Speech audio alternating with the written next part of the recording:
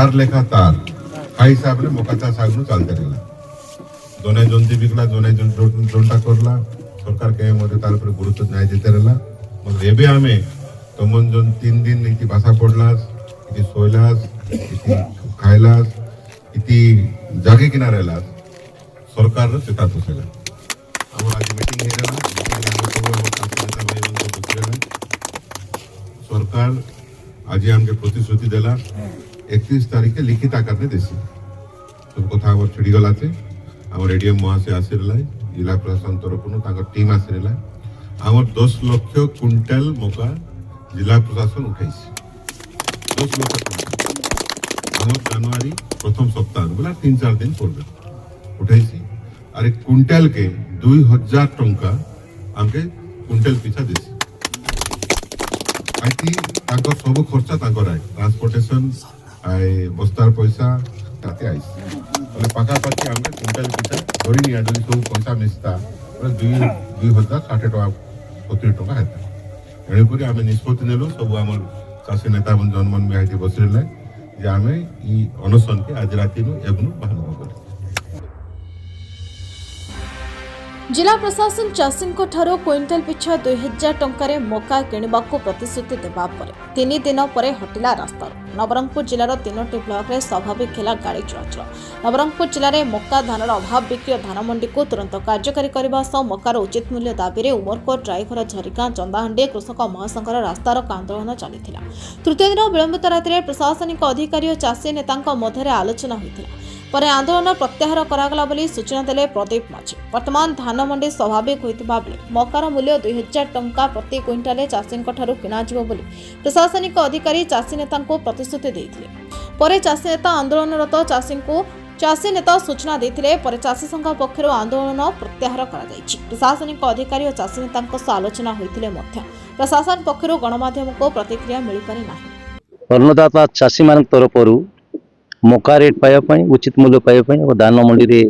सुविधा रे दान बिक्री करने मुख्य उद्देश्य थिला तो एथिरे उमरकोट रायगढ़ एवं झरिगां ब्लॉक तरफ निष्पत्ति प्रकार मुख्य पुरोधा पूर्वतन सांसद प्रदीप माझी आह्वान क्रमे एवं समस्त मिलित सर्वदलीय समस्त सहयोग क्रमे आज बड़बंडीटारे आम चक बंद करूँ 3 दिन को पहुँची जाइलु एपरी पेकरी वर्तमान आज आम जिला प्रशासन एवं आमर प्रत्येक मुख्य श्रीयुक्त प्रदीप माझी महोदय तपन बाबू आमर अन्य वरिष्ठ चाषी मानक नहीं बर्तमान आज परिसमाप्त विचार को गले तेणु बर्तमान आज मका को 2000 क्विंटल बिक्री करने सरकार व्यवस्था प्रकार प्रशासन प्रतिश्रुति देइचंती एवं एतिरे समस्ते आम मानकर सहमत रहिला एवं समस्तंकर सहयोग को स्वागत जणे वर्तमान आज ये कार्यक्रम आम ये परिसमाप्त करूछु आज्ञा आज की 3 दिन हला आम चाषी भाई माने रास्ता रे बसीथिलु आमर बसबा कारण कौन है कि आमर धान मका उचित रेट रे सरकार नौ नथिले आम 3 दिन चाषी भाई माने एकजुट होई आमर उमरकोट ब्लॉक झरिगां ब्लॉक रायगढ़ ब्लॉक 3 दिन आम रास्ता घाट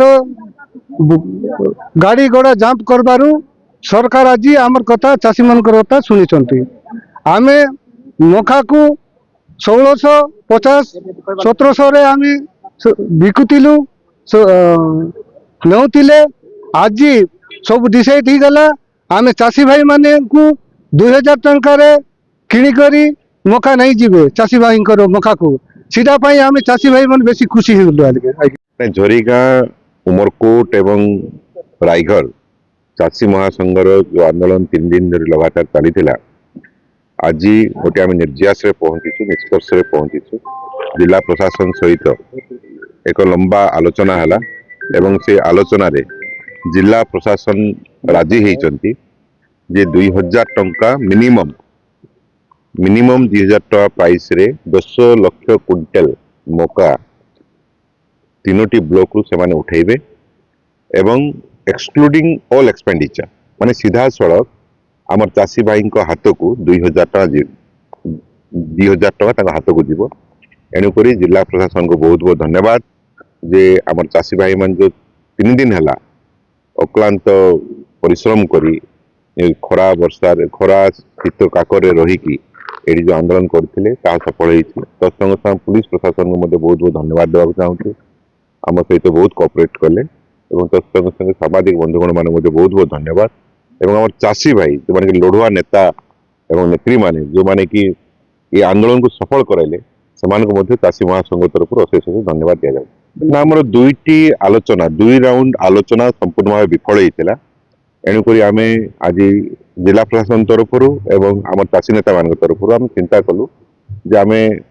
1-to-1 सहित आलोचना कर आवश्यकता अच्छी कारण बहुत गुड़ाए समस्या थिला जार कि समाधान बाट बाहरी पार ना आज आम बसवा फल समाधान बाट बाहर एवं प्रशासन शेष राजी है